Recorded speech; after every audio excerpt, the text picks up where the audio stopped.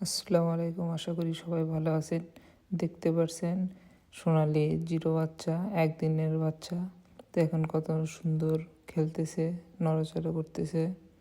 আপনাদের দেখানোর জন্য ভিডিওটি করা, আশা করি আপনাদের ভালো লাগবে।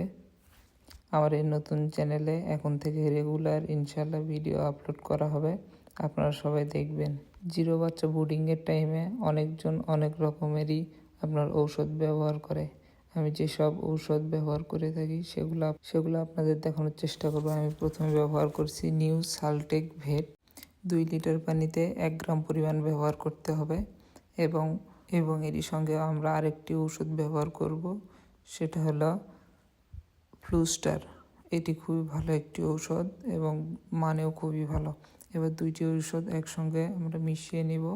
2টি ওষুধ খুবই ভালোভাবে মিশ্রণ করা হয় এবং এমনকি জিরো বাচ্চাদের আমরা পটে প্রথমে খাবার দিতে পারি না, কারণ পটে তারা খেতে পারে না। তার কারণে আমরা তুষের ওপরে কাগজ দিয়ে তারই উপরে খাবারটি ছিটিয়ে দেব, যাতে ওরা খুবই সহজে খাবারটি খেতে পারে। এবং খেয়াল রাখবেন ওটা যেন খুবই ভেজা ভেজা না থাকে, শুকনো যেন থাকে, তাহলে বাচ্চাদের অসুস্থতা কম হবে এবং ঠান্ডা লাগবে না। এদিকে আপনাদের খেয়াল রাখতে হবে। ঠান্ডার সময় ব্রুডিং করে একটু কষ্টকর। এবার দেখতে পাচ্ছেন আমার নতুন আরেকটি সেট আপ, এটা হলো কোয়েল সেট আপ। এগুলো রানিং ডিমে কোয়েল, যাকে আমি খাবার দিতেছি। কোয়েল বাইকে রেগুলার 3 বেলা খাবার দিতে হয় এবং 3 বেলা পানি পরিবর্তন করে দিতে হয়।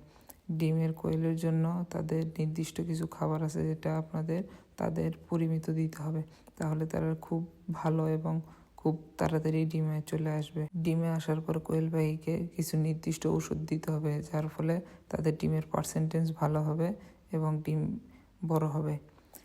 ডিমের পাখিকে দিনে 1 বার সেল দিতে হবে 1 গ্রাম 2 লিটার পানিতে, তাহলে খুব ভালো ফলাফল পাবেন।